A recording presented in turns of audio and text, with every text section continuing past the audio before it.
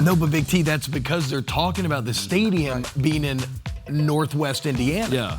Which means that Indiana is southeast of Chicago. But we all already knew that. You're right. I assumed it was Northwest for some reason. Like people talked about going Bloomington. I always thought they were going this way. What's up, guys? Welcome in. Thursday, Wake Up Barstool. We got a preview of what? Maybe the biggest Thursday Night Football game in Thursday Night Football history. We got Hall of Famer Warren Moon coming on. We got questions from a third grader, Jersey Jerry's 2 a.m. thought, the big tease. It's going to be a ton of fun. Oh, Kate's Thursday Night Football Roast. Can't wait for that. Kate is back. And it all starts now on FS1.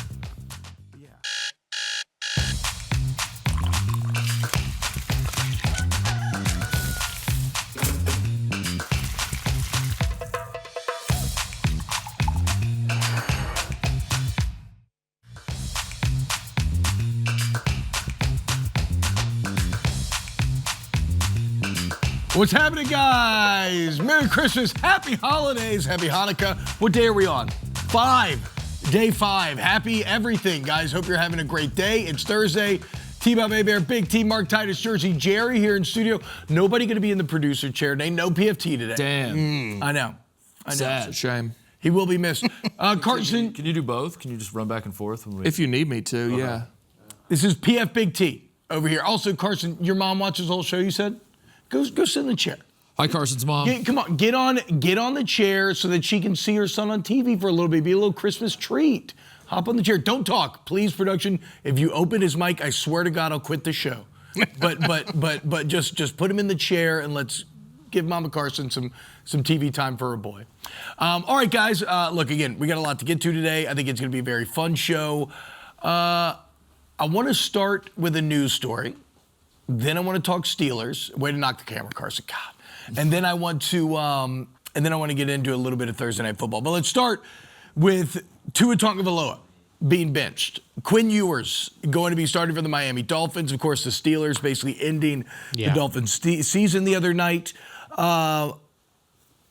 Let's surface level reaction when you hear that Tua's being benched.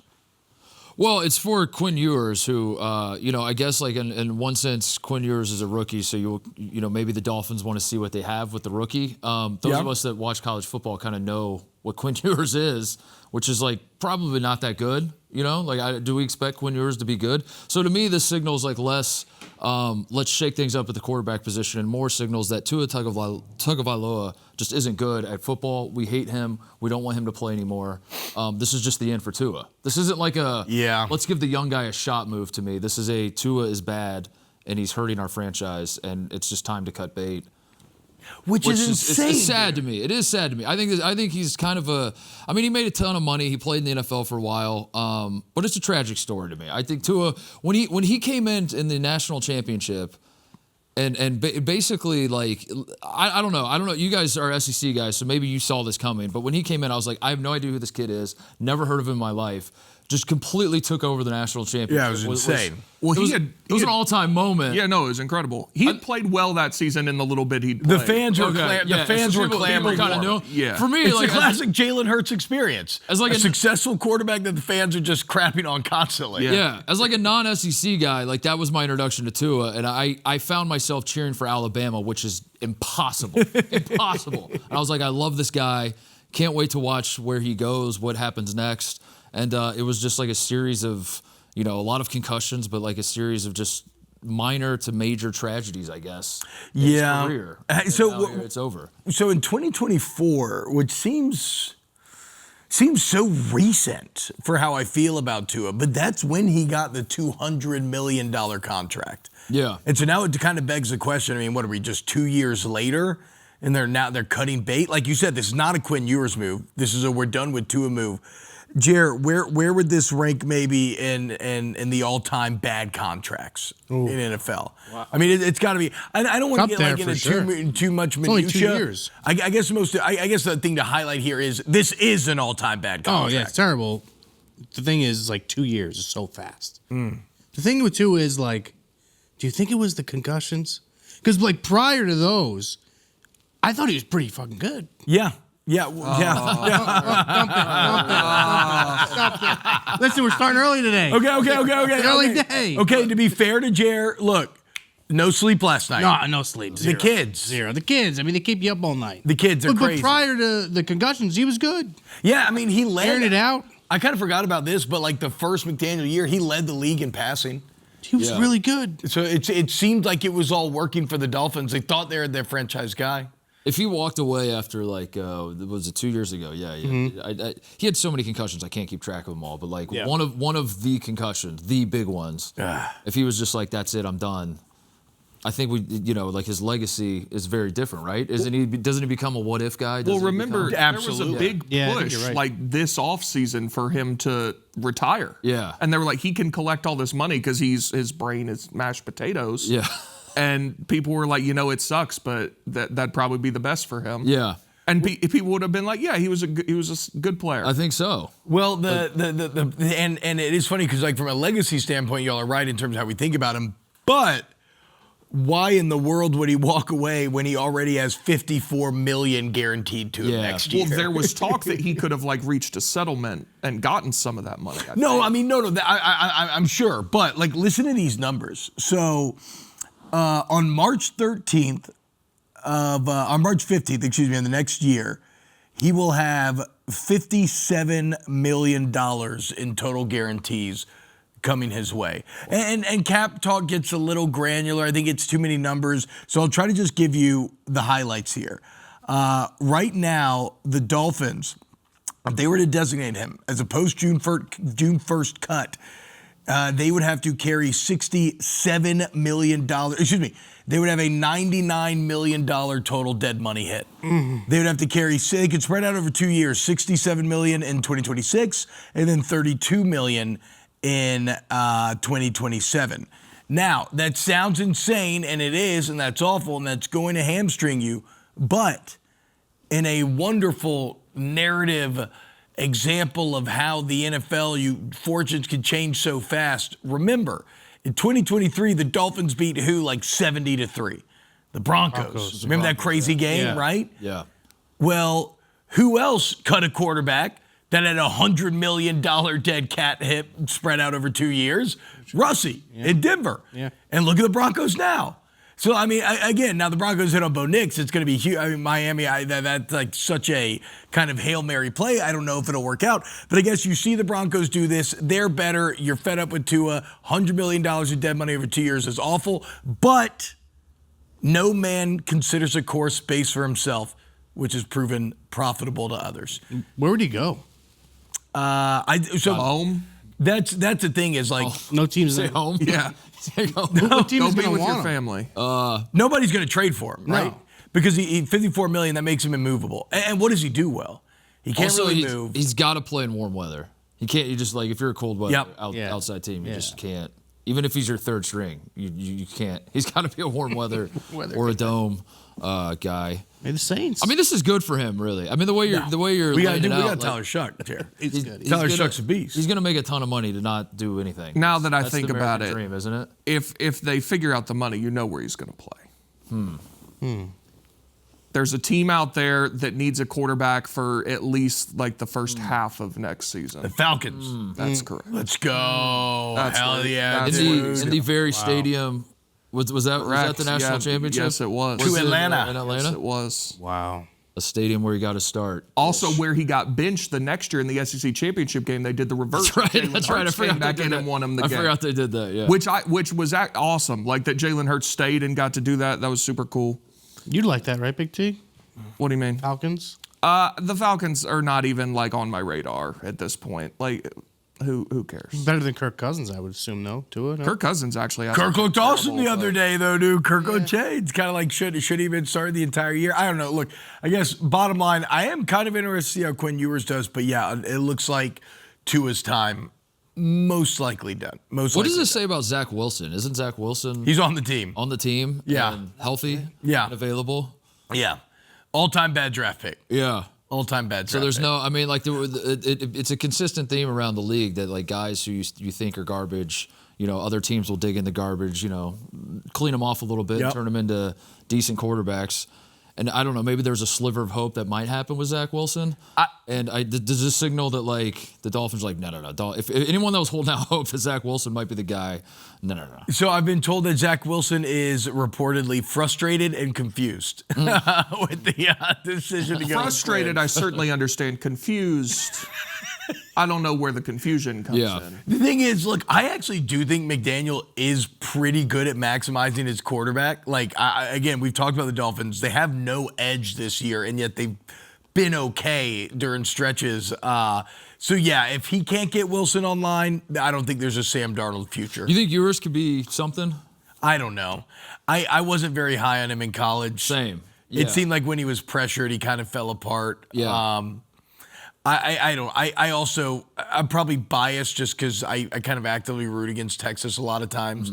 They're too up their own ass. I don't know, T. What did you think about Ewers in college? I think he definitely has an NFL arm. He's an NBA draft pick. He's an 18-year-old that isn't great, but you see him and you're like, we can turn him into something. If I can teach this kid how to shoot a basketball, he'll be pretty good. Yes. And then like by year 3 or 4, you're like, wait a second, how's he been playing basketball his whole life and doesn't know how to shoot? Right. If he develops all the things necessary to play football, then he can be really good. I could certainly see him being a serviceable NFL quarterback. He does throw one of the most buttery smooth balls you will ever see. Like, I mean, his touch can be pretty. He's a big arm slot guy too, right? I think so.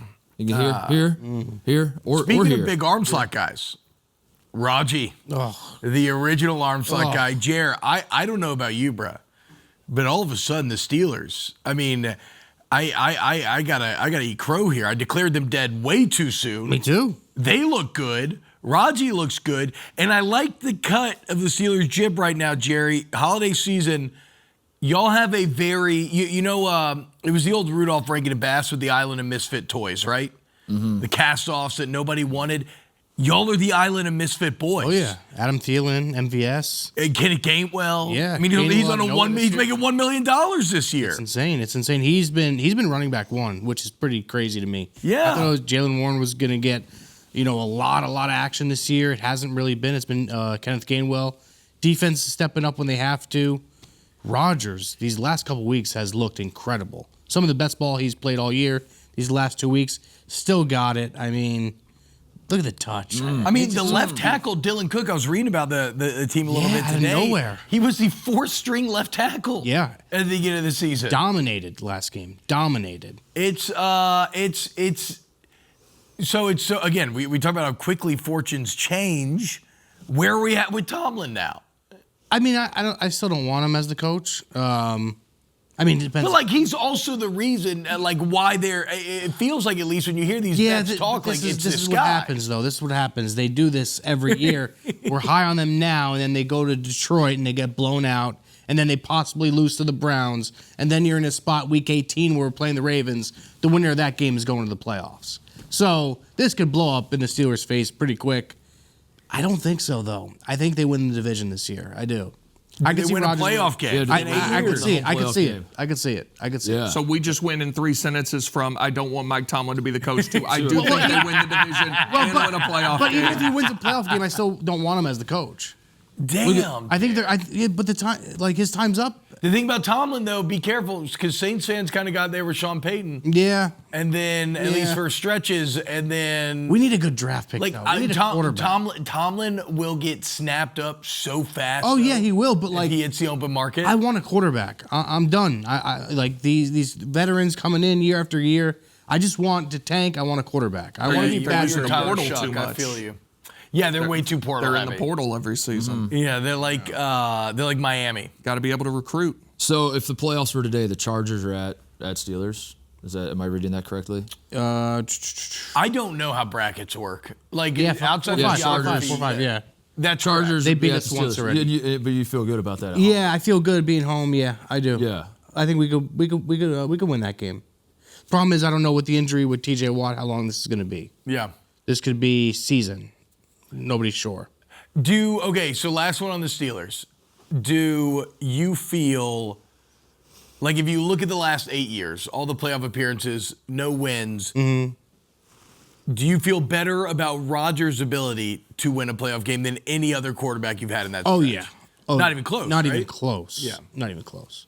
What is TJ's? What does he got going on? Collapsed lung.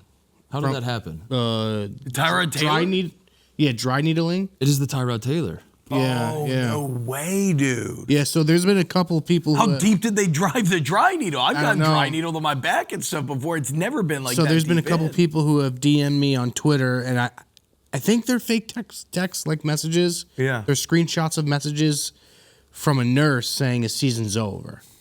Oh, I could be getting got, though, no. so I don't know. Allegedly, guys, allegedly, Yeah. just, hypothetically, Watt's season could be over because we've seen the texts. Yeah, I have the text, yeah. Wow. Yeah. wow. So- Or it could not be. Or could not be. could not be. Or could One of not those be. I to could be clear. getting got. It Yeah, could yeah. not be. Could I not could be. be But getting it got. could. All right, coming up next, guys, we got questions from a third grader where PFT, he may not be here, but his children are. They're not his biological children. They're his captured children that live in the barn in northwest Indiana. They're actually thinking about building a stadium where the kids are. Yeah, Mark, I mean, all you had to do was plug it in. That's it. Just plug it in. Just That's all plug you in do your is piece plug and in fix your everything. earpiece. I should have thought of that. Yeah, you should have thought of that. I can't believe it. Yeah. Welcome back. Wake Up Barstool here on FS1. We do it every single Thursday, guys. PFT keeps a stable of curious young minds in northwest Indiana in an air-conditioned barn, well-fed, well-kept. And they ask us sports questions. So let's see what our third graders have for us today. We're going to start with Dustin from Willowbrook, Illinois. If the Bears move to northwest Indiana, will Santa still be able to find them? Why the timing of this statement now? I mean, I know the answer is they're trying to use it for leverage and political. No, they said but it wasn't leverage. But they said it wasn't They leverage. said it wasn't leverage. But even in the statement, Kevin Warren, who tried to ruin Big Ten football, and Justin Fields courageously stepped up and saved it. People forget. Kevin Warren said, like, coming off of a game where it was cold weather, it was legendary performance from our fans, from our team. We're rolling. We want to now build a dome, which breaks my heart, by the way. The Bears should not be playing in a dome. No. And then, like, to sink all of that goodwill as, like, the Bears are rolling, there's a lot of positive vibes around the city, around the team. Big Packers game coming up, and he just drops this bomb out of nowhere. I don't understand it. So we'll excuse me. We'll talk to Big Cat about it. I'm coming up at 8:30. He's going to come in studio. I'm with you, Mark. It boggles the mind. It's shocking. It's like unfathomable, the timing of this. Timing's crazy. I just cannot. If you were to sit there in a writer's room and say, guys, let's brainstorm ways to ruin every single ounce of goodwill that we have built up, I don't know that you could do anything worse. I have a question. Yes. Okay, so they win this weekend. Yeah. Then he does it. Now you're saying it's in the middle of still a playoff push. They lose, then they do it. Now you're saying you're doing it off the Packers loss. They do it in 2 weeks. Now the playoffs are coming. Like, when are they supposed to do this? Do it after the season. After the season. Do it after the season. mathematical. Okay, I that's a refuse- fine. That's I refuse to accept that the timing is that tight. Yeah. They are okay. doing this I don't know. So to be a-holes and try to leverage it because the Bears are so hot right now. Correct. And they want the story to be as loud as possible. yes, Yeah. so would they are support doing it. it at the time that makes the most sense for them to do it. In the most base, capitalistic, screw everybody who actually supports us way, yes. More to the point, if they move to Northwest Indiana, they are on the naughty list. Santa will find them, Yeah. but they'll get coal. Oh yeah. I think they'll get coal in the That's a great I think they'll point. get coal in the stallion. And also, yes, Santa's omniscient. Like he knows where all of us are at all times. So I don't want any kids out there listening stressed that Santa's not going to find. Maybe you're going on vacation, whatever. Not sure I needed to know that Santa sees me when I'm sleeping, I'll be honest. Knows Yep. you're awake. Don't need to know that, but I do appreciate that he's keeping tabs. Well, he's a on benevolent, all this. omniscient Yeah. presence, though. He's not going to do anything to Those are you. some big words, T-Bob. Big words. Lincoln from Thousand Oaks, California. Is 6 a.m. too early for... Oh, okay. Okay, never mind. Samantha. I went by the document. I apologize. Samantha from Johnson City, Tennessee. What player in sports most resembles a Christmas tree? Where they just stand there and everyone around them makes them look good. I'll say this. We had the Christmas tree play of the season last week with Raji. The back-to-back tush pushes where he was just chilling. Sitting there. That's what he's been doing all year. Hands in the hand warmers, just pointing ahead. Love him. Can y'all tell me, usually I don't want to give anything away, usually the hometown has something to do with these questions? Yes. I'm not getting where Johnson City comes in. Great town. Johnson City, Production saying zero connection. I see. Wagon Wheel. You're macro dosing. from the song Wagon Wheel. Right. Oh, that makes Bye. sense. Oh, yeah. Old Crow. No, Darius Rucker. This guy. Old Crow Rucker Show. That's a cover. I know. Old Do Crow. you? You Old didn't Crow. know where Indiana was. I know. Old Crow Medicine Shop or Old Crow Medicine Show. Show? Old Crow Medicine. What players? I saw them at Hogs for the Cause in Mincy. Oh. So they're saying a guy that we believe is that has a perception of being good, but isn't actually good. Is just on a good team. Yeah. That's the question here. Even though I would kind of flip this. Well, if you come up with one, let me know. But I would also kind of flip this like, this is a little disrespectful to the tree because what are all the ornaments hanging on? It's like Raji. Yeah. That's a good point. Raji may be chilling during the tush push, but still, who's changed everything for the Steelers? Him? It's Raji. Does anyone want to say Jalen Hurts? I'm offering it up to the room. If anyone wants to be the one that says Jalen Hurts. If you want to say... It has to be a football player. Yeah. Because basketball and baseball are so individual. Right. Like, you know if someone's good or not. Right. God, Jalen Hurts does seem like the one that everybody would want to point to. Yeah, and I'm not going to say... I'm offering it to the room if anybody wants to say Jalen. I'm still a Jalen Hurts truther. Okay. I believe in Jalen Hurts. I will until I will continue to do so. I can't join you there. Yeah, okay. Production I didn't, saying- well, you're not joining me because I didn't say it. Okay, you didn't I say was it. You're right. offering You it just to the room. proposed it. My bad. My bad. I was offering the room. Production bite at says the apple. Jared Goff. No, Jared Goff's very good. Jared Goff's good. I think he's pretty good. Jared Goff's good. Kirk Cousins. Kyle Pitts has just been lifting him up all these years. Do people make Kirk Cousins look good? That's news to me. Oh, man. What about Sam Darnold? Sam Darnold. Tonight's his chance to good, prove yeah. that's not the case. Yeah. You could say like Bo Nix maybe, but Bo Nix doesn't stand there. Bo Good. Nix does Not after this last week. and not after this last week. Bo Nix also, even when he's bad, he's not standing there. He's just constantly Always on the move. like, Yeah. up and down. Okay, last one, then we'll do the next question. Where we stand, and maybe this is kind of unrelated, but Mark, you made a great point with J.J. McCarthy a couple weeks ago where he had like the most mediocre game of all time. We're like, oh man, looks like He threw for like 143 yards. yeah, It was like maybe 9 suck figured it, it out. haters. Yeah. Has he figured it out though? Maybe. Is the Christmas tree starting to get a little life here? As long as McCarthy plays the worst defenses in the NFL week after week, That's a good point. he's going to have a great career. That's a great point. If they can find a way to get him to just play the Commanders, the Cowboys, maybe the Jets. Did they play the Jets next? That would be nice. Most likely. Yeah, the Titans. keep that as the schedule. JJ is going to be on a good path. They call that the Drake May. All right, what do we got next? Next question. This comes from Lincoln, Thousand Oaks, California. Is 6 a.m. too early for Dad to crack open the eggnog on Christmas morning? No. Not at Never all. had it. You never had eggnog? I've been drinking it so much. You get some Crevassier and then just a little splash. I've been getting, one thing that I like about living here is glass milk. Yeah. Glass milk. Yeah. I buy it. Yeah. Yeah. Dude, that Oberweis. Hell yeah. It's milk that comes in a glass. Milk that comes in a Well, glass. that's different than Tastes milk different, That, tastes it does taste different. different Oh, yeah. too. Bro, you have never had glass milk? I've had glass milk. I've had milk Not a glass of all kinds. of milk. Glass milk. No. I'm aware. Okay. It's just milk. In a glass, though, dude. Do you think 8-ounce glass bottle Coca-Cola is any different? Than like a can. Yeah. I guess a little bit. Yeah. Okay, so you do, because that to me is Yeah. very different. So I was Glass- just curious if you see the difference in anything. Glass equals class. And Yeah. I think it's from Wisconsin, right? The Wisconsin cows. They got some tasty udders. The point of all this, Jer, is that pick you up some glass eggnog. Is eggnog inherently alcohol? No. Is it?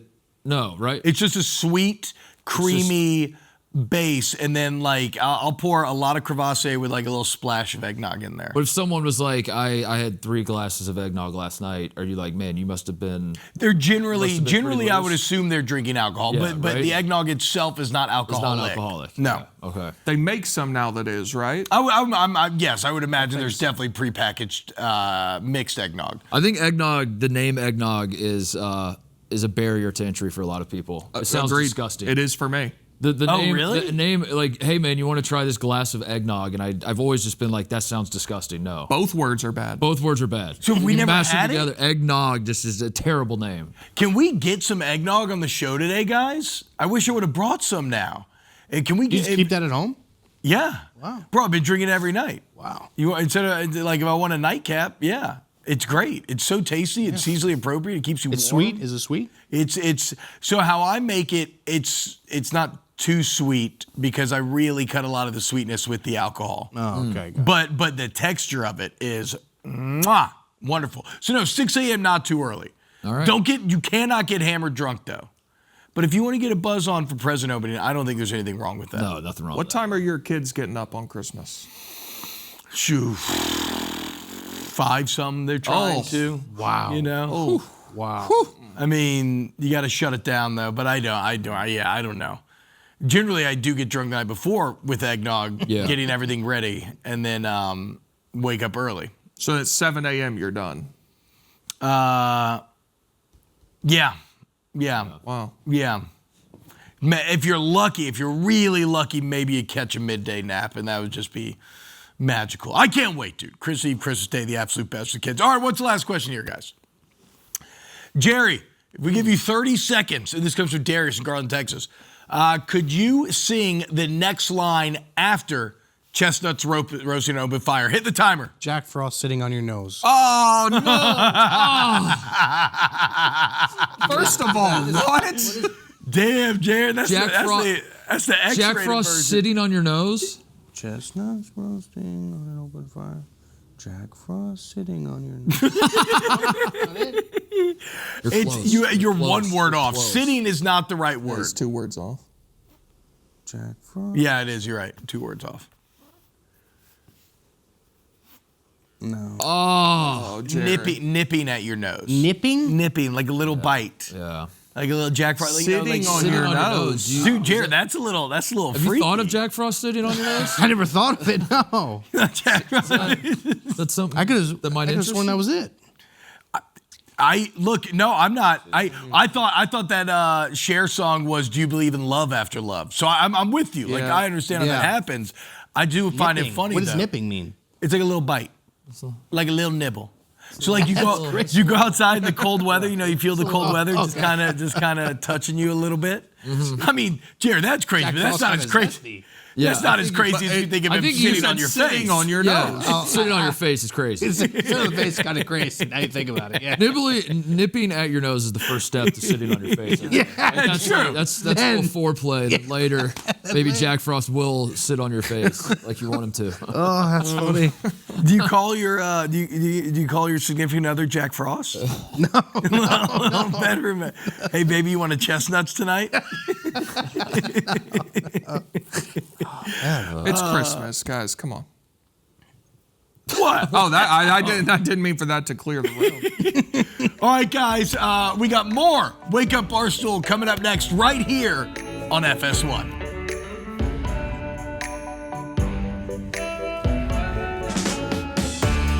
Welcome back, guys, to Wake Up Barstool here on FS1.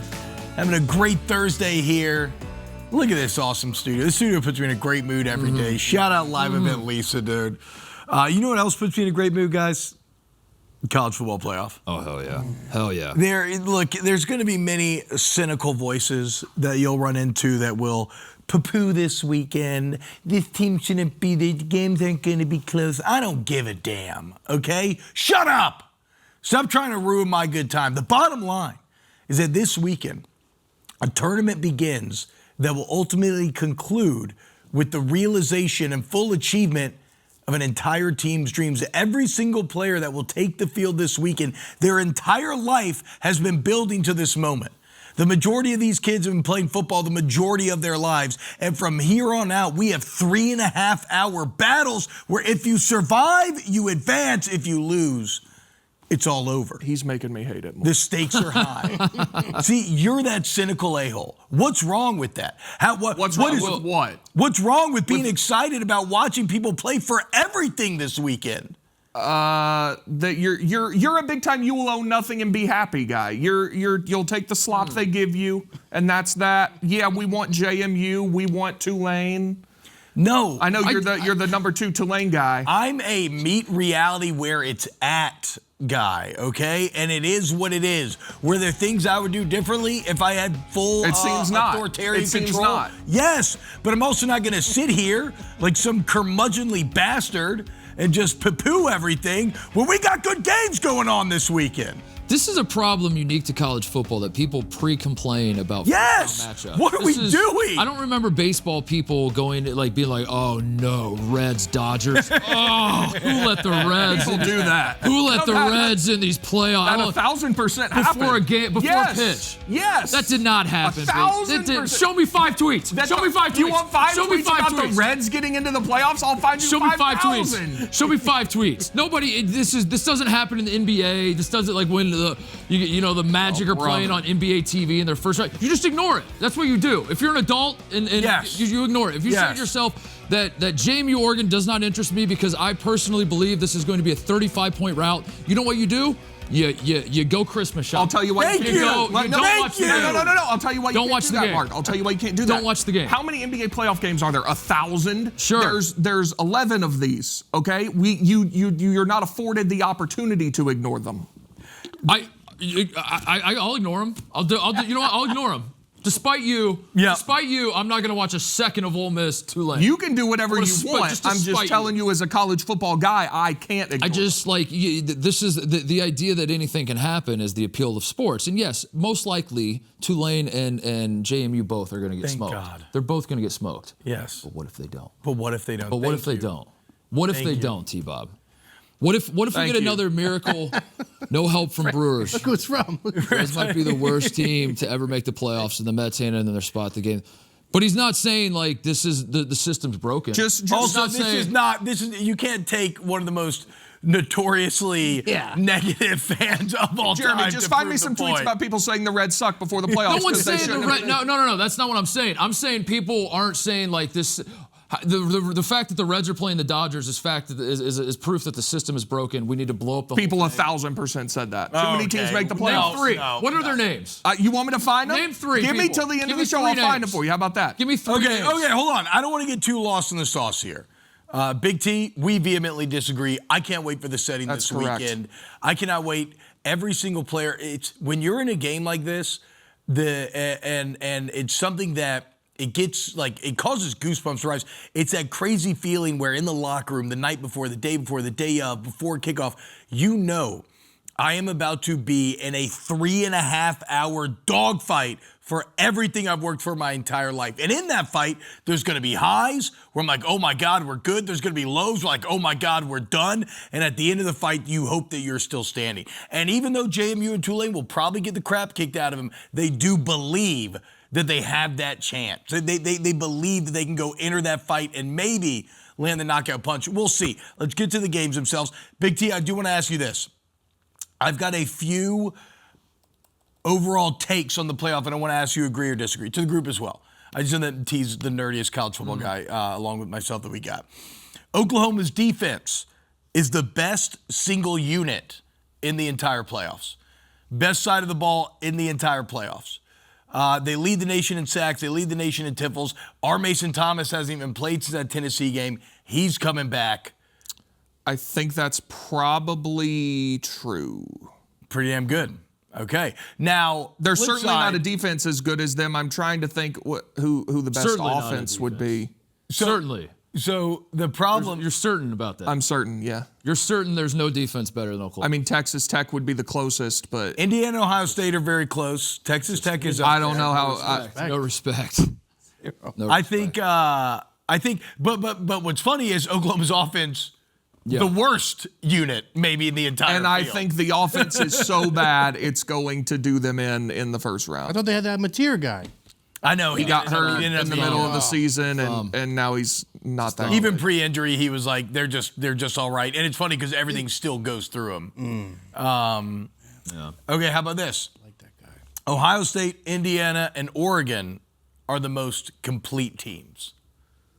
Ohio State and Indiana certainly, and yeah, I would have Oregon right there. I think people have fallen off Oregon because they really only played one really good team this year, and they lost at home to Indiana. Or if you're just looking in terms of NFL talent on these rosters, Oregon is right there with Ohio State. It's insane. In terms of the most talented team. Dante Moore is playing really well at the right time. They might get Evan Stewart back, who hasn't played all season. Yep. And he's practicing now, transfer receiver, and they getting several guys back. I think Oregon. Corey Moore never started. I don't know if they're going to play this weekend. They should probably survive without him, but they should be back for that next round. If and when they make it to the second round, I expect those guys to play. I think Oregon's a legit national championship contender. I agree. I have Texas Tech and Georgia coming in just a tick below them. Because both those teams I love, and they are completely, maybe not quite as much as the Big Three from the Big Ten. You think those are the top three, like, complete teams? I think so. I want to frame it that way. Both sides of the ball. Yeah. I think if we were to choose, we did this on Roughness yesterday, and it's a pretty fun game Brandon made up. If you were to choose a team from this weekend that could win the Natty, that would be Oregon. Oregon, yeah. For me. I think Oklahoma is interesting because I think that defense makes them capable of beating any team in the field. But the offense makes him too inconsistent to make the whole run. Oregon's got all kinds of crazy stats. Like, in all the analytics, they're a top 5 offense, top 5 defense. They're top 5 in, like, forced 3-and-outs, but they're top 5 in avoiding going 3-and-out. They've just been really damn solid. Maybe even better than last year's team, which is weird because they won the Big Ten. Which underdog has the best shot round one, you think? Alabama. They're going to smoke Oklahoma. So I don't agree with this at all. But it is hard to think about a world where Brent Venables 3-0s Alabama. I have this pulled up for you. The post-game win expectancy? No, just the straight-up stats from the first matchup. Yeah. First downs, 23-12 Alabama. Yep. Total yards, 406 to 212. Passing, 326 to 138. The only thing that happened was they turned the ball over 3 times. No, I agree. But that's a function of Oklahoma's pass rush. That game was in Tuscaloosa, and I think Alabama's looked worse since then. They have not been playing their best. So here's my Alabama. Okay, Alabama. Here's my take on them. Alabama and Texas A&M peaked too early. Like, if this was the middle of the season, I would have put Texas A&M in that most complete team category. I remember for a while there, we thought that Ty Simpson was like a Heisman candidate. And he finished awful down the stretch. Yeah. Also, I forgot Alabama's -1, so I guess they're not an underdog. But Alabama's -1? But they are lower seeded and they're on the road. This game, in Norman, I don't know, man. I think Oklahoma's going to win again. I think that Alabama cannot run the ball, so they have to throw it. Oklahoma's the best pass rushing team in the entire country. And Oklahoma, this is really dumb logic, but Oklahoma's offense is already so bad that even though Alabama's defense is really good, what does it matter? Because Oklahoma's offense is already bad. They've neutralized Alabama's strength with their own shortcoming. Yeah. Like they're already not winning game because their offense. So like, what does it matter if their defense? They're is forfeiting. good? Yeah, that's interesting logic. Yeah. What does it matter? Yeah. It's pointless. You want to take? It's like punching somebody who's dead. You're not doing any more damage to them. You want to take? Yeah. None of these 4 games will be close this weekend. Oh, not even Miami A&M? Nope. What do you think's gonna happen there? I think Miami gets smoked. Really? Miami gets smoked. Wow. So here's my other take about Miami is, I don't know, I'm just hand up, guys. And this is bad on me. I should know more, my job and everything. It's like geography. I know nothing about Miami. I watched them at the beginning of the year. I was excited when they lost those 2 games. I checked out. Yeah. And then now I come back to them and I'm like, oh, man. I mean, Malachi Tony ended up being unbelievable. He's awesome. But Ruben Baines, great. People have forgotten about A&M just because they haven't played in 3 or 4 weeks at this point. They lost their last game. A&M, they did play a very weak schedule in the SEC, but they went 11-1. Yeah. They beat Notre Dame on the road. Yeah. And go position group by position group and tell me where Miami's better than Texas A&M. Like, Tony gives them like a chance at receiver, but they have Concepcion and Craver. Like, A&M still nudges them out there. No, for much of the year, I was on that A&M is a true championship DNA because of how complete they are. They got the weapons be dynamic. They can run the ball. They got a great pass rush. Defense is complete.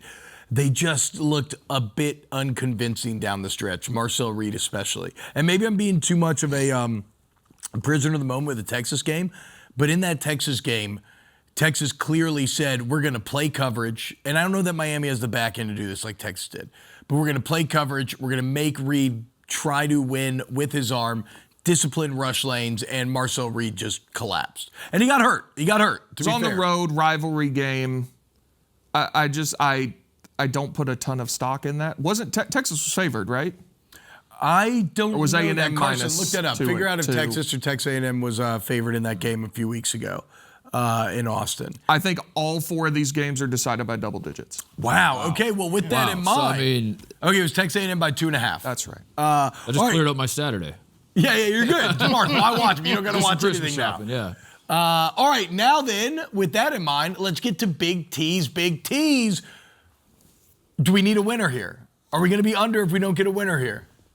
Are we going to be? I think this would bring us back to even. Okay. On the year, but this is postseason, so it's all gravy at this point. This is like the bowl game. It's like an exhibition. Yes, I'm resting, or my guys have opted out. Yes, so your guys are. Opting out. So we're starting out Friday night. Alabama plus 7.5 at Oklahoma. I'd take Alabama minus 7.5. Texas A&M plus 4.5 at home against Miami. We just discussed that game. And then Ole Miss and Oregon each minus 12.5 against the Group of 5 competition. They are playing at home as well. They're both about 21-point favorites. Yeah. And I would take both of them to cover. Yeah, I mean, I like even though I think Oklahoma wins the game, I do not see a world in which Oklahoma wins big. So I agree with that. They can't. Oh, one thing to watch out for: Tate Sendell. Lou Groza winner. He is. We got to get that guy some pants. He doesn't awesome. Wear pants. No, it's a uniform violation. It's supposed to be. This is the guy Herb Street lost his mind on, right? Yeah. What did Herbie say? I don't know. Just saying the same thing, Big T. But I don't know. That was a clip I saw. Right? Yeah. That was Oklahoma guy. I don't know why Josh Heupel didn't go out there and be like, "This is an equipment violation. That's a penalty." I don't know if we can get a picture up for JJ, but Oklahoma's kicker wears biker shorts. Get the Photoshop picture because the internet took hold of his pants and they made him have even less. Well, Photoshop. We don't need Photoshop. We need the real picture. T-Bob, how were your pads when you played? Did you play recently enough that your thigh pads were? No, they were all big and clunky. You had the big clunky No, ones, I wasn't stuffing hip pads in. Those were built into the girdle. Yeah. In Little League, I was stuffing them in, but no, those are built into the girdle come college. But yeah, no, I mean just. When I played football back in the day, I mean, your leg pads weighed 20 pounds. They were just, the only thing about what you're saying, T, is that though, a lot of receivers. Look at that. Yeah, crazy. A lot of best kicker in the nation, Jared. 26 to 27 on the year, 7 to 7 from 50 Yeah, he doesn't miss. Wow. I think it's because of the shorts. He clearly seems to think it has something to do with it. Yeah. Also, Antonio Brown gave him the award for White Guy of the Week one time. Wow, prestigious. Wow. So shout out to him. Anyway, I can't wait for the playoffs. Don't let Big T's cynicism infect you in this beautiful season that is upon us. Listen, next year we get 16, so it'll be even better. We're letting more teams in. More Wake Up Barstool next. You're still at 0 names for the Reds thing, by the way. Kimmy, coming out of break. Big T finds tweets about the Reds. Welcome back to Wake Up Barstool. It's time for Jersey Jerry's 2 a.m. thoughts. And Jerry, you may say that it was the kids that kept you up last night, but I know it was something else. Yeah. So, Barstool, New York City. We moved out to Chicago, and had to look for a place. I chose Arlington Heights. Yeah, it's a great place. Beautiful suburb.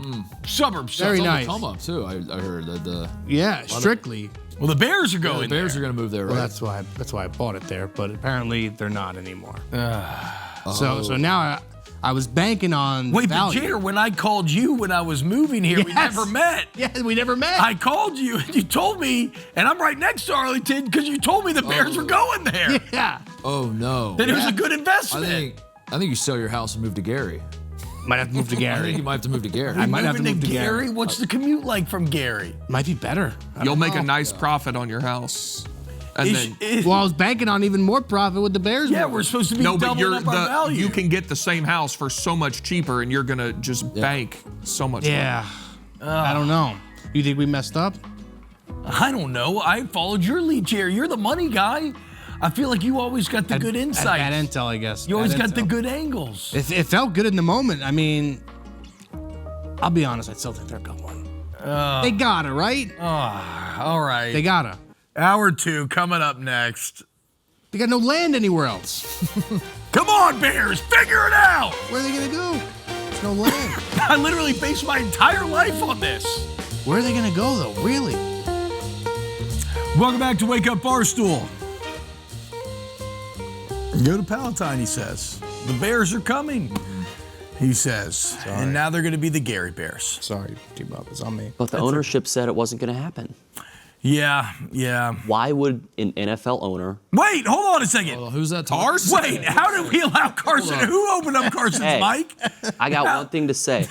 One statement here. Why would an NFL owner ever lie about moving their team? Okay. You know what? I'm going to allow that from Carson. He's from St. Louis, so he has experienced he's the talking pain. about when St. Louis stole the Rams from L.A. Is that what he's talking about? I don't know. We had the Cardinals originally. I'm on your side here, Carson. Okay, FLA, they don't care unless they win. The fact that they got a Super Bowl makes me so angry, but it is appropriate because the Rams, Thursday Night Football tonight, guys, 11-3 in Seattle, one of the toughest, if not maybe the toughest place to play in the entire NFL. 11-3 versus 11-3 with NFC West dominance. On the line with the number 1 overall seed potentially on the line. Is this the best Thursday Night Football game we've ever seen? It has to be. These are the two best teams in the NFL. Yeah, I would agree. And like means the most this late. Yes. You know. Normally I'm used to these things just being kind of also rans or pointless games, and maybe they thought the Seahawks were going to be bad. I don't know. But Chiefs Rams a few years ago, that was a Monday night, right? excuse me. The In high scoring Mexico? one? Or Yeah. no? Are you talking about like the one where there's a ton of points? Yes. That was Monday night. But they were like wearing 27. color rush. Yeah. Well, if it was in Mexico, would that have been like that Thursday night opener? Because I don't count that as a normal Thursday night game. It wasn't I believe it was Okay. a Monday night football game. If you're talking about the shootout, it was a Monday night game. Yeah. Okay.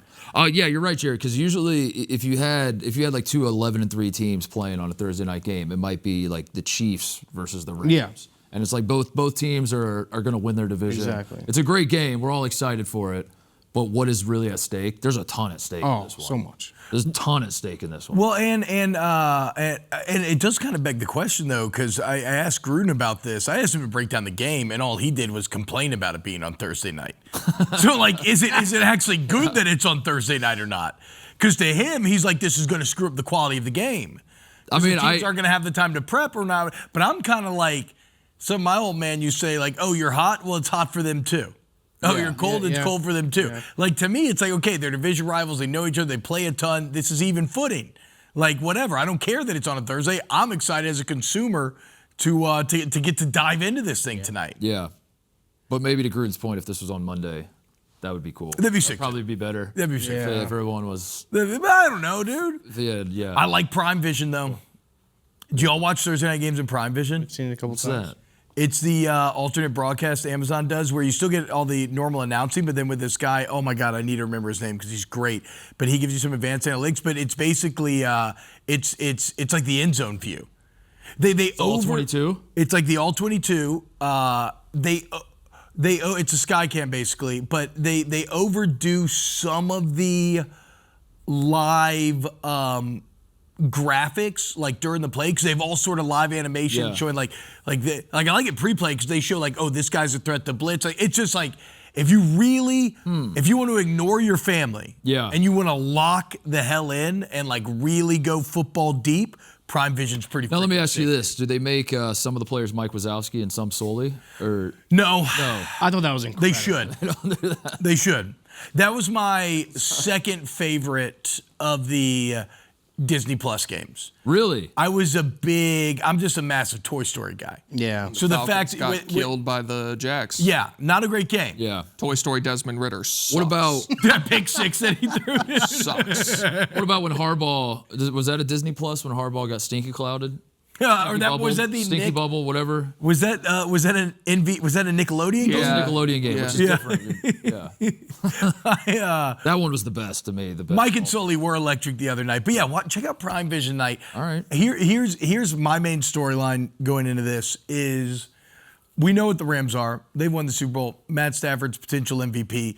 The red zone offense is unstoppable. They seem to have all the elements. young, great defensive line, despite the fact they didn't have draft picks for years. I don't really understand how that works still. To me, this is more about the Seahawks trying to prove that they can get, and maybe even more specifically Sam Darnold, that he can get the Rams off his back. Because Sam Darnold was awesome in Minnesota last year against everyone except for the Rams, who whipped his ass in the playoff. He's been awesome against everyone this year except for the Rams, a game in which he throws 4 picks and they still almost find a way to win. So, like, for Sam Darnold, this is a perfect opportunity to prove that, no, you can trust me, not just going into the playoffs, but you can trust me in my entire career going forward. And it's kind of unfair to him. But that does feel like the narratives that are at stake. Yeah. I mean, like, if the Rams are your bugaboo, that's not the worst thing in the world. Like, they're worse. They're way worse teams, that could be your bugaboo. So that's not. But yeah, you're right, T-Bob. This would be huge for the Seahawks. I think the Rams are comfortable with who they are. The Seahawks, I think this is a little bit more of a surprise, the season the Seahawks are having.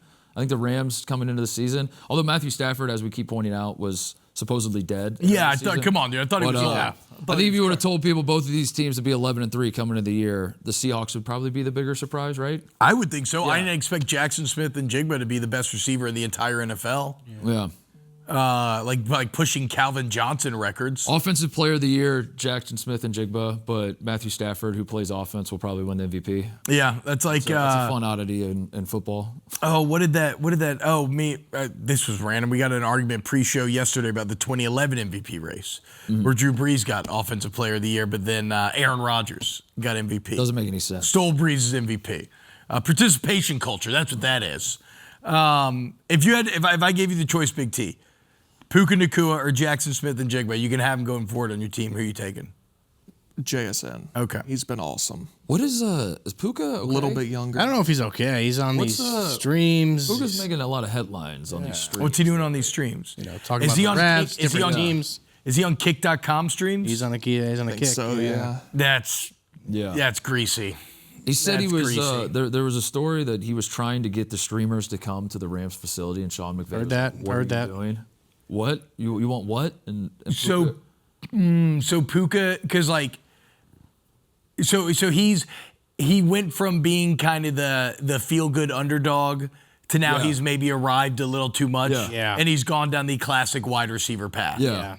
We learned stuff about him. Like you don't learn. This is a point in the favor of the old school ways where you just kind of knew nothing about the athletes, and you're just like, I like the way he works hard out there on the field. And now you're starting to learn more about him. You're like, I wish I didn't know that. Yeah. Which team do you think is scarier to the rest of the NFL and the Rams and the Seahawks? Like if you're an NFC playoff team, and you're thinking, okay, like I'm gonna have to go through one of these guys in the playoffs. Who are you less wanting to see? It's interesting because like location wise, I would obviously want to play in LA versus Seattle. Right. Like Seattle's way more intense. But team-wise, I think I'm more afraid of the Rams. Yeah. That's right. That's the right answer, I think. Coaching as well. We got the better coach. Yeah. For sure. McDonald's, I mean, but he's a great coach. McDonald's awesome. Yeah, he's a good coach. Not saying he's not, but McVay's different. Are the Rams do they have the largest delta in sports of team quality and fan quality? Oh, without a doubt. Because they're awesome pretty much every year. Yeah. And then you watch them play the 49ers at home, and you forget that the game is in LA. That's right. Yeah. They don't care about it. That's why I get so infuriated on behalf of people like Carson. Is like LA doesn't deserve that team. They don't. They care about the Lakers. They care about the Dodgers. They don't give a damn about the Rams. Yeah, they don't. Do you know how if the Rams were in New Orleans, like if that team was in New Orleans, the entire city would be more economically successful than it is today. Like everybody would be happier. Everybody would be treating each other better. Even just Tyler Shuck giving you 2 wins in a row has improved the entire state. How many people on the street of like Hollywood Boulevard do you think you'd have to walk up to and show them a picture of Byron Young before someone could tell you who it was? Oh, no chance. Yeah, 1,000? It'd be a lot. Well, I mean that's mostly tourists anyway. So actually you might. What? Yeah, you tell me what street. You might actually. What street would I want to go to? To get like the LA. Yeah, like you go to Air One. You go to Air One and ask. Air One. Go to Manhattan Beach. But your point stands. People. I think that they care about the Rams more than the Chargers. I will say the Chargers. I forgot the Chargers in LA. People forget the Chargers are even a team. How do they have two good teams? They have two good teams. And they don't deserve one. They have two good teams. They do. Yeah, that's right. And Carson's not happy about it. I got a question, quick one. Yeah. These are the uniforms tonight. We'll get to this in fantasy playoffs. Would you start Kenneth Walker tonight? I don't know fantasy like that, dude. I'm a terrible fantasy player. Really? Yeah. Titus, would you? Well, I haven't played fantasy in 20 years. I'd start Maurice Jones-Drew if he's available. No, he's not available. Chris Johnson. I'd start them. T, are you a fantasy guy? No, once you gamble, I can't play fantasy football anymore. Oh man, Jared, this question Fantasy's for the boys. this question kind of just fell on the wrong crowd. DM me. Would you start Kenneth? Would you start him? Well, I'm in a dilemma. I don't know if I should start him or Jalen Warren. Jalen Warren's going against the Dolphins, but it seems like Kenneth Gainwell is running back one. All right, tweet at Jerry and let him know, guys. We're going to have to groupthink this. We're going to have to use the internet hive mind to figure out who he should start, but we need it now. Also, we are going to answer questions at the end of the show. If you tweet #AskWub, it can be any sort of question. We'll get to it. All right, put the Seahawks unis back up there.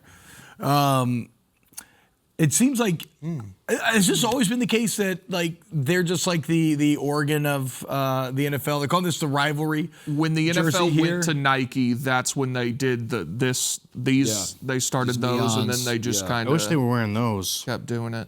Yeah. What do we think about this? I like that helmet. I don't hate them. Yeah, I don't think this is the best effort the Seahawks can put forth, but I don't hate them. That's my official stance. I'm sitting right in the middle on this. Yeah. I like they're the fine, gray. they're passable. Yeah, the gray with the kind of shiny green looks kind of good. Yeah, I think they look okay. Are we fans of the Seahawk logo? Just in general? Yeah, I don't love it. I never really love that it I don't love the way it wraps around the helmet. I do like that. You don't like that. I do You like that. I think if you slap the logo on both sides, I would like it a lot more. I don't understand why it wraps. I like the Why does it Seahawk wrap? logo because I understand what it is. I feel like a lot of bird logos have confused me in my life, and it's just very clearly a bird of prey. Yeah, but if memory serves, a Seahawk is not a real animal. Wait, what? Really? I don't think a Seahawk is a real animal. Oh, seagull.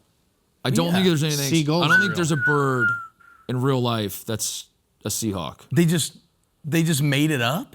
Yeah. I Like a believe dragon? so. I It's believe The so. Chanticleers.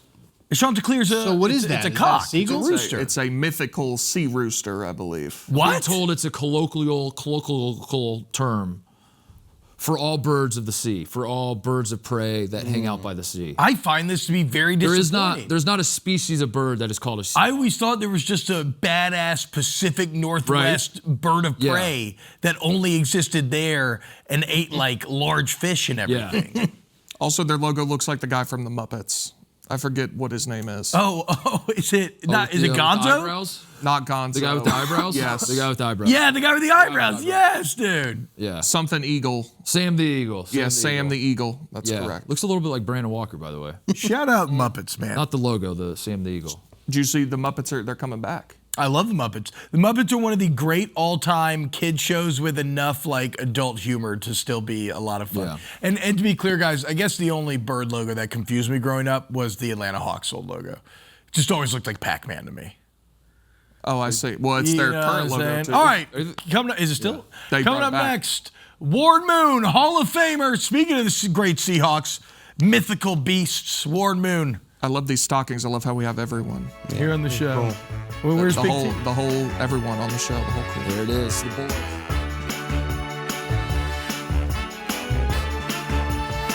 Welcome back to Wake Up Barstool here on FS1. We were just talking Thursday Night Football, a massive game coming up between the Seahawks and the Rams tonight. And so we are so lucky to be joined by one of the all-time great Seahawks, one of the all-time, if not maybe the best quarterback of all time. That is the legend himself, Warren Moon. Warren, what's up, man? Thank you so much for joining us today. Hey, thanks for having me on, guys. Happy holidays to you. Happy holidays to you as well, Warren. So there's a few reasons we've had you on. I want to talk to you about Seahawks. I want to talk to you about the game. But I want to talk about this. During the break, I introduced myself. I explained, who my dad was. You all played football in the same era. And something that me and him have talked about quite a bit. Your last season, you were 44, still playing in the NFL, correct? Yes, sir. And so we just saw Phillip Rivers do this on Sunday. But I think kind of lost in a lot of people's view on this is the different eras in terms of how the quarterback is treated. Like he could, he's not going to get hit like y'all used to get hit. You went to 44 getting in a day and age where they could break your bones and it wasn't a penalty. Like if you were under today's rules, how long do you think you could have played for? Probably till I was 50. But, they should be protecting the quarterback because it's probably the most important position in all of team sports. And when you don't have your starter and you have to go to your backup, there's a big drop off in your team's performance level. So I understand why they're protecting these guys. I just wish they would have did it a little bit earlier in my career. Yeah. I mean, and so it's crazy for a couple of reasons. First off, how long you played in that era, the numbers you were putting up in that era. It's just unparalleled, man. And in so many ways, you were a trailblazer in terms of breaking down barriers for black quarterbacks, in terms of creating the offense that we see that now kind of rules the game. Do you ever sit back and reflect on the massive impact that you've had on the game as a whole? Yeah, I really do. And when I watch these guys play like the Lamar Jacksons and the Patrick Mahomes and all the other guys who have really flourished as African Americans, it makes me feel really proud that I played a small part in making that happen because of the way I played the game. And you look at what Doug Williams did, winning a Super Bowl and being the MVP, all those different things that everybody said that we couldn't do as leaders. We were able to answer those questions. And because of that, we were able to provide a lot more opportunities for that next generation. So that's something I'm probably the most proud of everything that I did in the game was be able to open doors to another set of guys to have opportunities, and they're really flourishing with it. Well, and you had to earn it the hard way, right? Forced to go, undrafted, CFL, 5 Grey Cup championships consecutively, though. Absolutely insane. We're sitting here on the edge of the NFL playoffs. In your mind, when you're talking about what it takes to win a championship, what separates the teams that can get across that finish line from the teams that end up falling short? Well, I think first off, you got to take care of the ball. I think any big game, any championship game, teams that take better care of the football are going to win those games. You've got to be able to run the football at least effectively in order to win those games. And then you've got to win the line of scrimmage on both sides. And I think most of the teams that I've been on that won championships won the line of scrimmage with a more physical football team. And then your quarterback's got to play well in winning times in the game, in those last 2 minutes, last 4 minutes of the ball game when you might need a player or you want to run the clock out, your quarterback's got to be the guy to make those plays in those circumstances. So a lot of things go into winning a big game or a championship, and if you can do those things, I think you'll have a pretty good chance of winning. Yeah, this is a man who, if you combine his stats from the CFL and the NFL, we're talking over 70,000 passing yards, well over 400 touchdowns. So nobody look at him, dude. The best thrower, again, my old man always said the best natural thrower of the football that he's ever seen. Well, I was going to bring that up, T-Bob. Warren, I don't want to make you feel old. I apologize in advance. But I am. Okay, all right. Well, you were the first. You were the first quarterback. You were my first favorite quarterback, if that makes sense. You're the first guy when I was watching football as a youngster, I was like, that's my favorite quarterback, Warren Moon. And the reason why, above all else, was the deep ball. You threw, like as a kid, I was just like, I love watching you drop back and just bomb the ball down the field. My question to you is that more arm strength? Is that more technique? Is that something you feel like you could teach other quarterbacks? How to throw a 60-yard bomb and hit a guy in stride? Or is that just like a natural ability you had that you never really thought much about? Well, arm strength has something to do with it, but you shouldn't have to put the ball up in the air more than 45 yards, 50 yards in the air if you're doing it right. You'd like to have the ability to throw it deeper than that if you need to, but that's the way they like to have the deep ball completed, somewhere between 45 and 50 yards. And the main thing is to give your receiver a chance to put some air on the football, or if it's a situation where, say, you're outside and it's windy, now you have to adjust and make the ball a little bit more on a line so it doesn't get caught up in the wind. And I learned a lot of those things playing up in Canada on those prairies, man. Yeah. If you had to really navigate the weather up there because the winds could be treacherous. And then it could be really, really cold. I played a game one time in minus 42 Celsius. Oh my so I played in all God. types of weather, and that really helped me when I came back to the NFL. Don't you just die at that point? I know, like, you just freeze. You feel like you want to die, yes. So what you're saying, Warren, if it's like a crazy windy day, you're saying you had such a feel for the ball that would you be playing into the wind? Like, would you be curving your throws? Yeah, you had to play the wind. Like I said, you have to throw more of I threw a ball that had a lot of spin on it, so I could cut through the wind. If you were a guy that had any wobble on your football, the wind was going to take it. So that's something that really helped me, was being able to throw a tight ball that cut through the wind and didn't hang up in the air as long. And those are things you had to practice in warm-ups, especially if you were playing on the road. And then at home, I had a pretty good feel for what our weather was like in our home stadium. And then when I got in the NFL, I played indoors most of the time. So that was like stealing candy from a baby, throwing the ball. It had to feel incredible. It's like training with like ankle weights and you take Oh, them yeah. off. So let's talk about the Seahawks, man, because we were just talking coming into this break. I don't think, and granted, because we're not on the Seattle beat, right? Maybe in the offseason y'all had these expectations. I don't think a lot of us outside looking in did, but here they sit, 11-3, maybe the best team in the entire NFL. The only question mark, fair or unfair, it's really easy just to reduce it to Sam Darnold. And the Rams have had his number. So I want to ask you this. Give me kind of an overall quarterback view of what you've seen out of Darnold this season.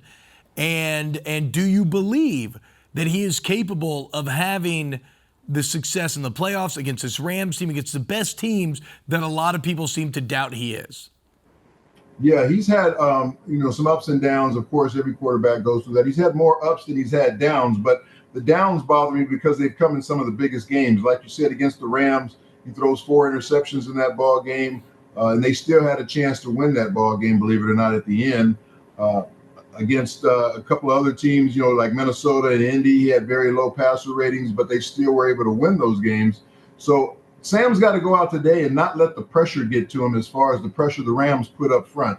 They don't make a lot of sacks, but they really get pressure back into the quarterback. And that's where Sam seems to have the most problems. When pressure gets up in his face, somehow he just wants to let the ball go to whoever's in the area. And he has to do a better job of either throwing that ball away or just going ahead and take the sack and punt it, because his defense is playing so well right now. You don't want to turn the ball over in these big games like that. And when you look at the Seahawks team also, Jackson Smith-Njigba has just been a revelation. And it's something that we talked to Calvin Johnson about this a couple of weeks ago, and I want your insight as well. Like, I look at Njigba, and he's probably a little bit bigger than I think, but some guys, like a Mike Evans, you see him out there on the field, they're so giant, so mad. You're like, okay, I get why he's so dominant. What is it about Smith-Njigba that makes him able to produce on a near like NFL record-setting level? Right. First of all, you look at where he came out of, Ohio State.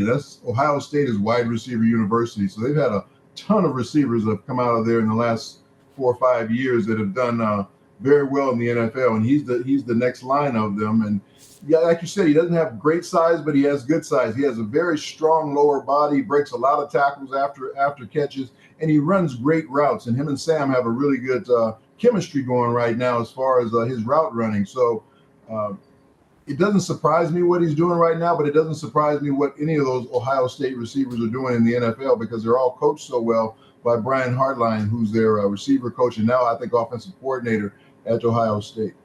Warren, what about the Seahawks defense? Because it's one of the best units in the entire league. Obviously, that's how McDonald cut his teeth, and they've been spectacular this year.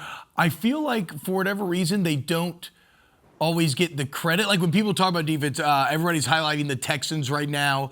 Of course, the Broncos, crazy sack numbers. What does the Seahawks defense do this year that makes them as good as these other teams that maybe get talked about a bit more? Yeah, they play great team defense. They don't have that one guy over there that just dominates, getting to the passer, or the best cover guy in the secondary, or the great linebacker that makes 15 tackles a game. They play great team defense.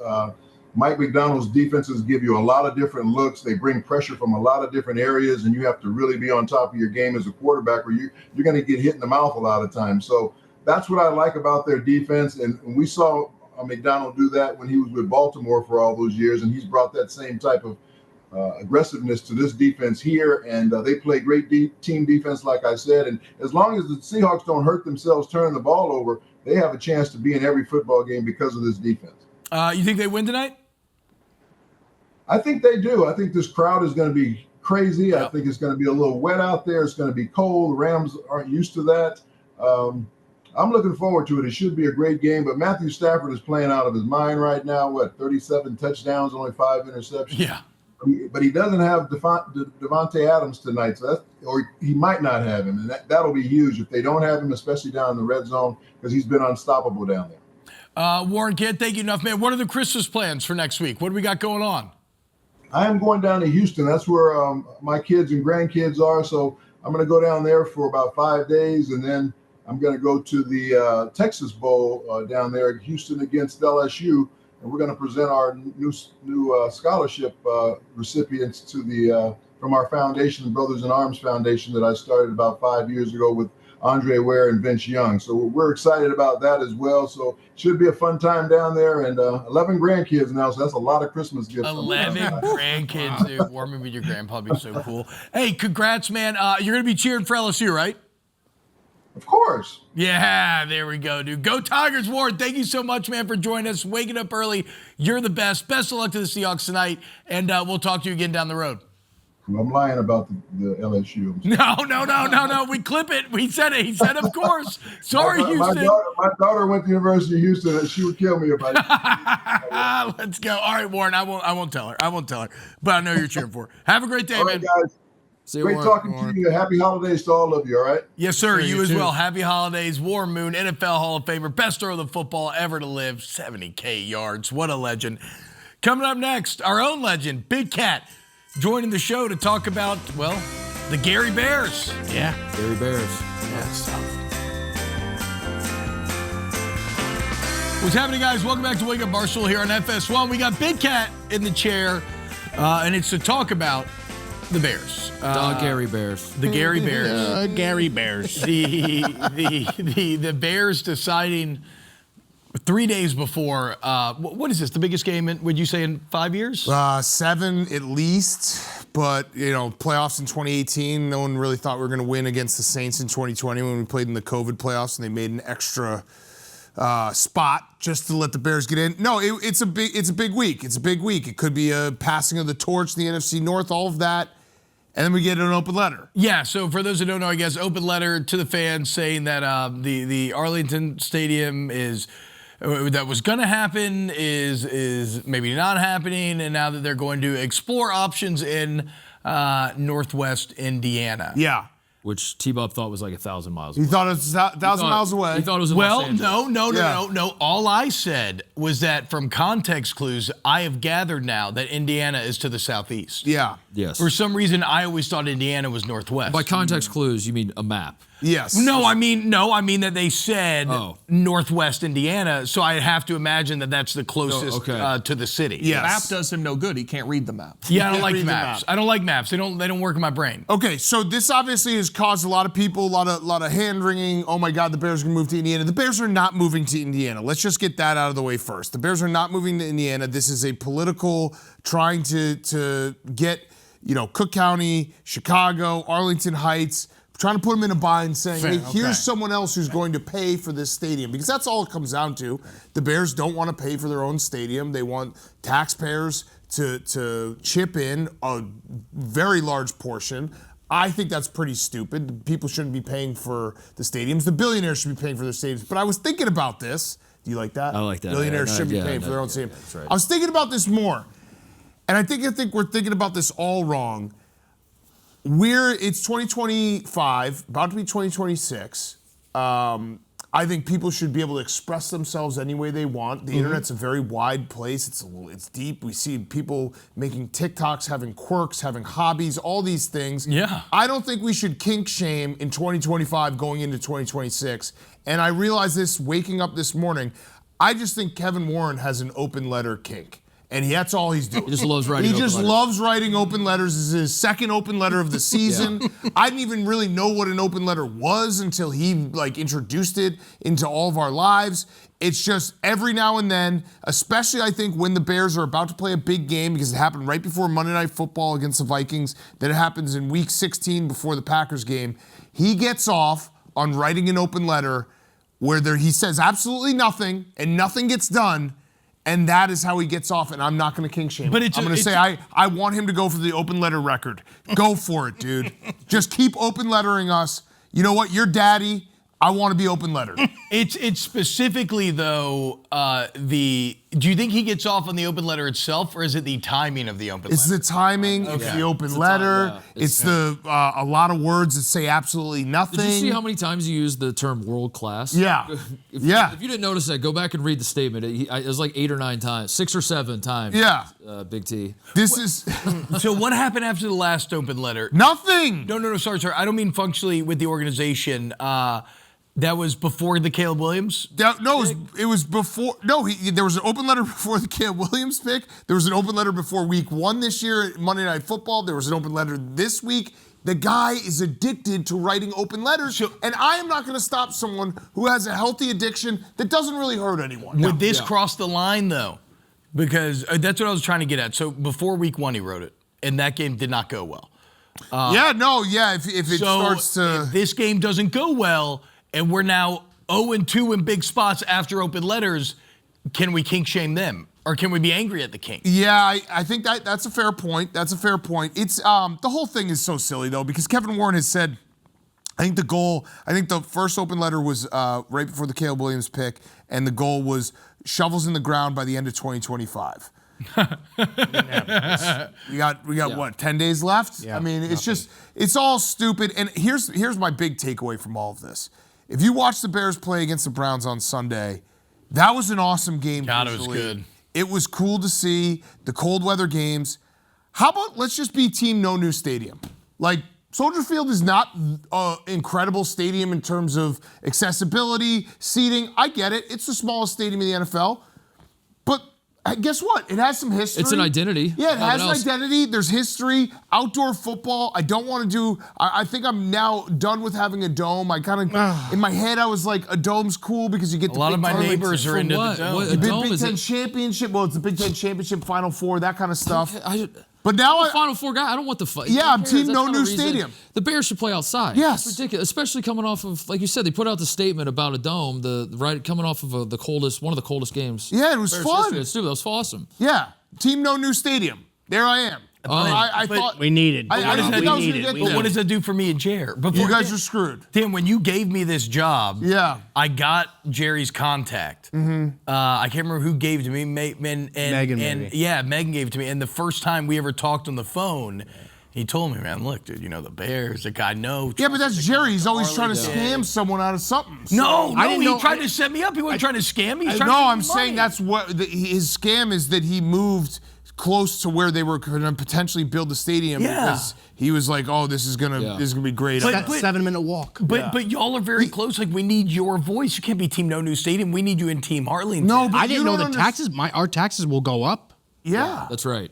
but home value will go up. Yeah. Your home. But Jerry doesn't care about the home value. He just wanted to be close to the construction site so he could steal the copper off the site. Well, I mean, yeah, there's probably a lot of good construction Buy a lot of schemes big at copper. Jerry. He's big copper. He's big copper. That's fair. There's a lot of good construction schemes that we could be running. Either way, just no new stadium. Let's just so stop you're out. this. You're out on Yeah, that. I'm out. I'm out. Wow. Because you know what? They've done this for so long and it's so stupid. Yeah. Just So what Forget is it. like what about the idea of renovating Soldier Field? They What did, about, 20 years ago, 25 What about years the ago. idea of like playing at Northwestern for a year? they did. They played at Illinois 25 years Yeah, so ago. do run that back. Yeah, run it back. And this is You fine also with that? Yeah, I mean, Northwestern I don't know Stadium what does look pretty awesome. I don't know what the Yeah. renovations would be now Yeah. because they already Yeah. did kind of renovate it and make it look like I've a never been to spaceship. Soldier Field. I have no plans to go. But yeah, it would break my heart if they moved. And Do it's you easy for like me to say Soldier 'cause- Field? It's not world class, like to quote Kevin Kevin Warren. Warren, yeah. Some of these new stadiums are pretty cool, but it's a fine stadium. Some of It's the not new- easy I don't to get think in I and agree out. with that. It's not easy to get in and out. I understand that. I don't think like in terms of actually viewing a game, I don't think it's that bad. I mean, you're never gonna. I mean, there's seats in front of that's always gonna be fine. Right. But it's not like everything else about it sucks. What else sucks? Getting there. I said getting in and out is tough. The concourses are the width of this table. Yep, it's an old stadium. It has history. So you agree that there's a lot that sucks. Yes, but I also think that this idea that we just need a new dome stadium, I'm over it. They've gotten to a point where they've gone back and forth. And it's taken so long that I've just given up. And I'm just like, you know what? That's fine. They let people think too much. It's an identity, though, and I like the idea of that. I like the idea that the Bears are like, we're not here outdoors. We're not here to have great concessions. We don't care about the concourse. We're here to play football. Yeah, that's it. That's why we're all here. We're gonna lose bear weather. And all the new stadiums just kind of look the same, and it's just like soulless. Everything just becomes the same. So yeah, I think having it be like kind of a semi-dump of a stadium and just sticking with that, I'm cool with it. So we didn't get to talk to you on Tuesday. So for our WUB audience, I mean, how about the Bears? Yeah, look. I mean, brother, this is a big game. Stephen Chase still said that Caleb Williams sucks. On let me say this: Stephen Chase is a moron, an absolute moron, idiot who has no worth to anyone, and so I do not care about his football opinions whatsoever. He's the guy who had the Jacksonville Jaguars winning 4 games this year. They're looking like they could get maybe even the 1 seed if they win on Sunday. Stephen Chase is a moron. I do not care. I actually like that he doesn't like Caleb Williams because it shows me that Caleb Williams is actually very good. I think that's fair, right? You're on the opposite side. All due respect, I should have said. So where are we at though? Because going into the 4-game stretch, you got to go 2-2. You go 2-2. I think the playoffs happen. All the dreams come true. You take care of the Browns dominant. The Packers, on the other hand, have a kind of disastrous Sunday in some ways, losing Watson. Some ways, big ways. Yeah, exactly. Yeah. So are we elevating the hopes a little bit? Yeah, I mean, this is a must-win. The first game against the Packers was hey, let's play this game. Let's see. I would like to win, but if they don't win, the sky's not falling. If the Bears lose on Saturday night, I will be very nervous, and the sky will be falling a little bit. I'll just be honest. Yeah. It will be falling. Yeah. There'll be a little bit of a crash out. There'll be a mini crash out. Jerry, you got to head over. You got to head over Saturday to Palatine. The Eddie and the Chicago boys are going to be there at JL's. Really? No, this guy right here, he streams. Oh yeah, that's true.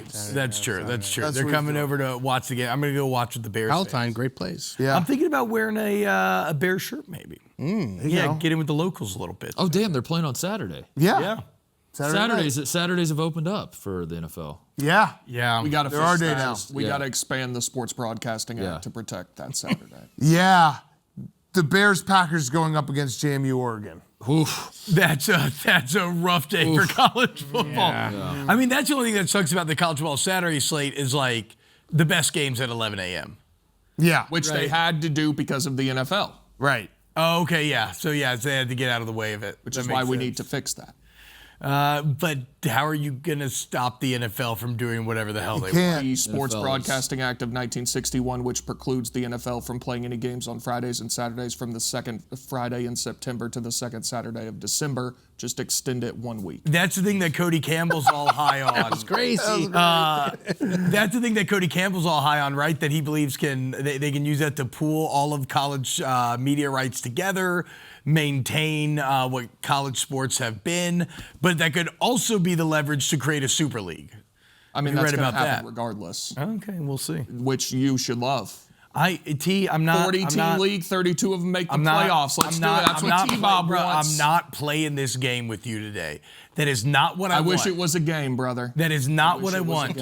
All I'm saying is at a certain point, you have to meet reality where it's at, okay? There are things that I would change, but I'm not going to let it ruin my love of college football and what this week will be. You love billionaires giving you a little slot bowl and saying, here, piggy, eat it. Ooh. I love billionaires. I love billionaires. Yeah. I have at times in my life described myself as a socialist, T. You love billionaires. Oh, trust me, we know. You do. You're the one that's always cheering for the party that loves all of these. Don't get emotional. No, you. You are the bootlicker, not me. Sure thing, pal. So anyway, you don't think they're going to Indiana? No, I do not. The Indiana Bears are not going to happen. That's a. Is Indiana Chicagoland though? Yeah, of course it is. But like Northwest Indiana is, but it's not going to happen. Okay. It's just they're just using it. They're finding other politicians to leverage against Cook County and Chicago. They're coming to Arlington. They're coming. That's right. Team No New Let's go, Stadium. I believe. Let's go, Jerry. Team No New Stadium. Team Your Kink is Your Kink. Kevin Warren, open letter me to death. Cover me in open letters. You better win this weekend, though, Kev. Otherwise, I'm going to be looking at the open letter sideways. All right, Kate's Thursday Night Football Roast coming up next. Favorite segment every single week right here at FS1. Thank you, Dan.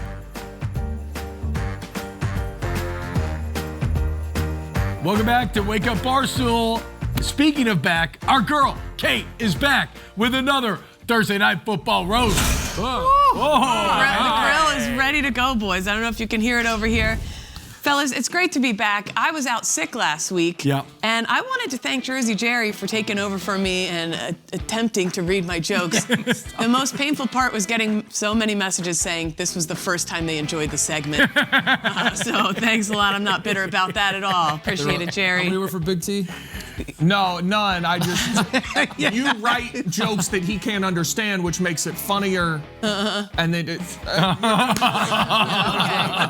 sure. But on to football. We have a really big Thursday night football game tonight.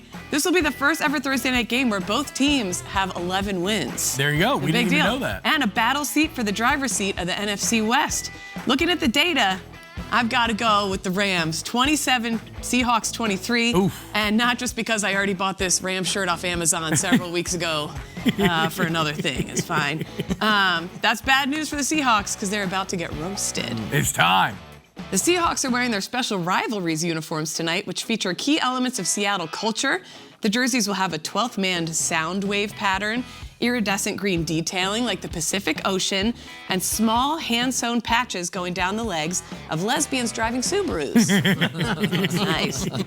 This will certainly be an interesting matchup for Cooper Kupp, who spent 8 seasons as an icon on the Rams.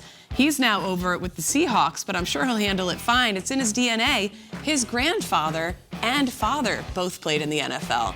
One of only 5 families to do that. 3 generations in the NFL. Pretty cool, but also a little yuck. Can you imagine being in the same room as those old athletic cups? PU, that's an odor. Speaking of family dynamics, as a jockstrap joke, athletic cups. Speaking of family dynamics, I've come across my favorite factoid ever while doing this. I couldn't wait to tell you guys about this. Did you know that quarterback Sam Darnold's grandfather is named Dick Hammer? Named Dick Hammer. No way. Well, wait, there's more. In the 1970s, Dick Hammer was the literal Marlboro Man. Dick Hammer, a smoking model, that's Sam Darnold's grandfather. Was the Marlboro Man. You can look it up. This is 100% true. Do you know how bummed he must have been when his grandson Sam's lungs couldn't even handle a little Hoboken bar mono? Dick Hammer, my goodness gracious. What a man. I know. The Go ahead term and sit on your nose. The term Seattle freeze conveys how locals are notorious for being frigid to outsiders, but it also works for describing how Darnold tries to make a decision in big games. Seattle freeze. Anyway, Seattle cornerback Rick Woolen has ranked near the bottom of the league in coverage grades this season. Leave it to something woolen to unravel in the winter when you need it most. Bet he feels sheepish about that. Heard Woolen's also a big sweater, too. He's actually doing pretty well. It was the first 4 games. Yeah, he struggled, but he's actually doing okay. I just needed a joke. Oh, side note, not to circle back. Did you know Dick Hammer was also a real-life Long Beach, California firefighter? I forgot to mention that before. I just didn't want to leave it out. Wait, what? Yes. He was a real This life. was the most pure man that's ever existed. I know, Dick Hammer, my God. Former Seahawks owner, the late Paul Allen, was a co-founder of Microsoft, making him a multi-billionaire. In his free time, he funded his own research vessel that searched for missing ships.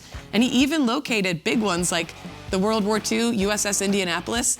He found that. The former owner of the Seahawks found that ship. At first, I was confused about how a seafaring tech nerd found his way to pro football, but then it hit me. Paul loved finding total wrecks. There he is, discovering the Seahawks right there in the 70s. Oh, one more thing. This is Dick Hammer, real-life hero firefighter. He also played one on TV. He was an actor then who was on a successful TV show as a firefighter, so TV star too. Wow, look at this. I know, Dick. Sorry, I forgot to mention that. After his passing, Paul Allen's sister Jody Allen took over his estate and has been the de facto Seahawks owner for 7 years now. Sad for his passing, but at first I was like, ooh, love to see a girl bossing in the sports world. I think that's cool. Then I Googled a little more. Do you know this lore? No. In the 2010s, more than a dozen of their former security guards sued and or settled, alleging the family partook in illegal activity. Among some of the alleged, Jody Allen buying tight, revealing Speedos and asking her security detail to do fashion shows for her. You can look this up. And accusations of smuggling and bribery, including penguin skulls from Antarctica, and one case where she was caught with dozens of giraffe bones from Botswana in her luggage. This is true. Wait, so the allergy just proved that billionaires, whatever you're into, you can just do. Yeah, giraffe bones out of Botswana. Things have been quiet for a while now, but this lady sounds like a real pain in the neck, especially if you're a giraffe. Oh, one more note. Dick Hammer, starting guard for USC's basketball team. Last time they ever made it to the Final Four. No. Sam Darnold's Dick Hammer was the last time. My goodness. Wow. That's it all. People think the Space Needle was built for the 1962 World's Fair, but actually it was the only way they could rise above the 49ers' shadow. Seattle is known for bad weather. Like, this team is bad whether they're home or away. Dick Hammer went to play volleyball for Team USA in the '64 Tokyo Olympics. Volleyball wasn't even his main sport, I swear to God. No. They just saw him playing on the beach one day and they were like, you're in. And then he went and crushed at the Olympics. Yeah, I forgot to mention that too. At Lumen Field, Seahawks fans are known for standing the entire game and being the loudest in the NFL. Which is kind of crazy because they've only ever won one Super Bowl over the last 20 years, and the team always disappoints. I haven't seen anyone this proud of losing since Jelly Roll revealed his new body. The defense is on point, but the Seahawks offense is struggling this year. So much so that they did not score a single touchdown last week and only beat the Colts because kicker Jason Myers scored 6 field goals. Whole entire squad leaning on one leg. Seahawks, more like flamingos. Oh, last thing. Dick Hammer was a volunteer substitute teacher who was particularly gifted in working with children. And I just thought that was really cool. Wait, so he's a good guy as well at the end of the day? A great guy. He has since passed at age 69, which is also kind of cool. That's pretty cool. But he could also ride a unicycle so well that he could put people on his shoulders and just, you know what? I've never done this before. I'm switching. The Rams are going down tonight. I've got Dick Hammer blood, normally a bad thing. Sam Darnold's got Dick Hammer blood, and I gotta go. Seahawks by a zillion tonight. I need a cigarette. I'm out of here. Oh. Shout out to Dick Hammer. Shout out, Dick. Oh, my God. All right, guys. Thank you to Kate. Another excellent Thursday Night Football roast. I learned a lot there. Yeah. Dick Hammer, legend. What could this man not do? Final Four guard. Oh, wait, where's the eggnog? Give us the eggnog. We got 20 seconds, Carson. Hurry. And Gino's girlfriend's cookies. Oh, these cookies. Here, try the eggnog. Hurry, guys. Hurry. You got about 20 seconds left here. Here, Carson didn't even pour it. Okay, here, Jerry, take some of that. Here, Marky, take some of this. How is it, dude? It's pretty good, huh? You not a fan? It's so thick. Okay, that's great. Hold on here. Oh, my God. Gino has. I think that Thank you. eggnog